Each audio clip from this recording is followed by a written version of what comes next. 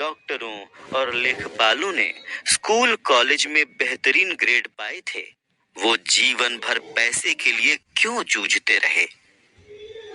America पर जो भारी राष्ट्रीय कर्ज है, वो काफी हद तक इसी कारण है क्योंकि जो उच्च शिक्षित राजनेता और सरकारी अधिकारी वित्तीय निर्णय ले रहे हैं, उनके पास पैसे के विषय पर बहुत कम प्रशिक्षण है या जरा भी नहीं है। आज मैं अक्सर सोचता हूँ कि तब क्या होगा जब जल्द ही हमारे बीच लाखों करोड़ों लोग होंगे जिन्हें आर्थिक और चिकित्सकीय सहायता की जरूरत होगी।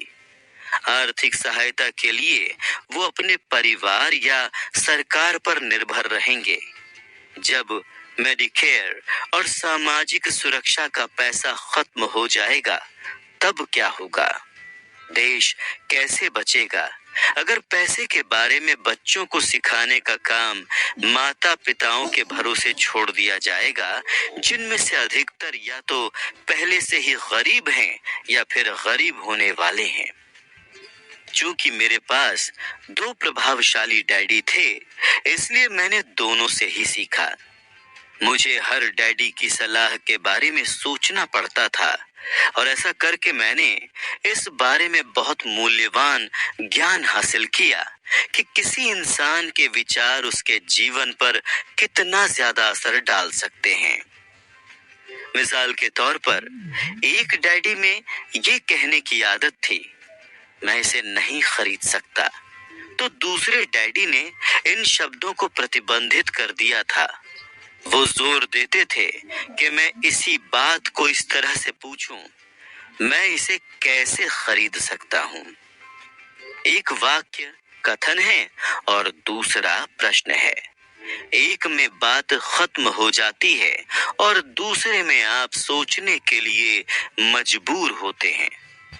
मेरे जल्द ही अमीर बनने वाले डैडी समझाते थे कि मैं इसे नहीं खरीद सकता कहने से आपका दिमाग किस तरह काम करना छोड़ देता है। वहीं दूसरी ओर मैं इसे कैसे खरीद सकता हूँ, ये सवाल पूछने से आपका दिमाग सक्रिय हो जाता है। उनका ये मतलब नहीं था कि आपका जिस भी चीज पर दिल आ जाए आप उसे खरीद लें। उन्हें अपने दिमाग की कसरत कराने का जुनून था, जिसे वो संसार का सबसे शक्तिशाली कंप्यूटर मानते थे। वो कहते थे, मेरे दिमाग की शक्ति हर दिन बढ़ती है क्योंकि मैं इसको व्यायाम कराता हूँ। ये जितना ज्यादा शक्तिशाली बनता है, मैं उतने ही ज्यादा पैसे बनाता हूँ।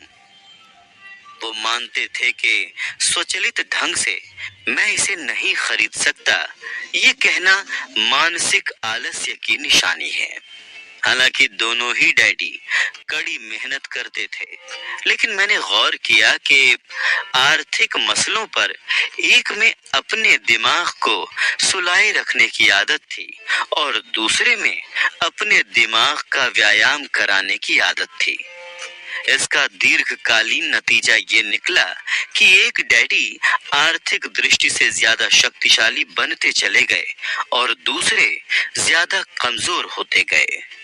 इसे इस तरह से समझें, एक आदमी नियमित रूप से जिम में व्यायाम करने जाता है और दूसरा सोफे पर बैठकर टीवी देखता रहता है। इसका क्या परिणाम होगा?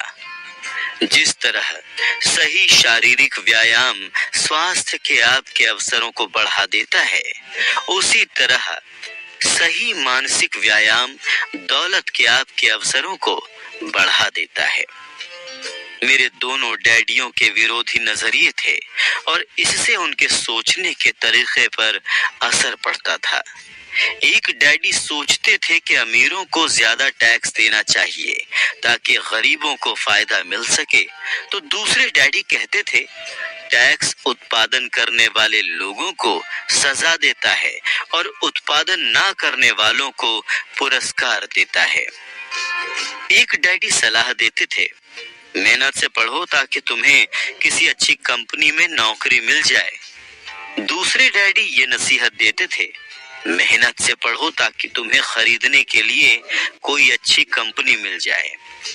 एक डैडी कहते थे, मैं इसलिए अमीर नहीं हूं क्योंकि मुझे तुम बाल बच्चों को पालना पड़ता है। तो दूसरे का कहना था, मुझे इसलिए अमीर बनना है क्योंकि मुझे बाल बच्चों को पालना है। एक डैडी डिनर टेबल पर पैसे और कारोबार संबंधी बातें करने के लिए हमेशा प्रोत्साहित करते थे, जबकि दूसरे डैडी ने भोजन करते समय पैसे संबंधी बातचीत पर प्रतिबंध लगा रखा था। एक कहते थे, जहां पैसे का मामला हो वहां पर सुरक्षित खेलो, जोखिम मत लो। तो दूसरे कहते थे, जोखिम को संभालना सीखो। एक डैडी को यकीन था, हमारा मकान हमारा सबसे बड़ा निवेश और हमारी सबसे बड़ी संपत्ति है। तो दूसरे डैडी का मानना था, मेरा मकान एक दायित्व है और अगर आपका मकान आपका सबसे बड़ा निवेश है तो आप संकट में हैं।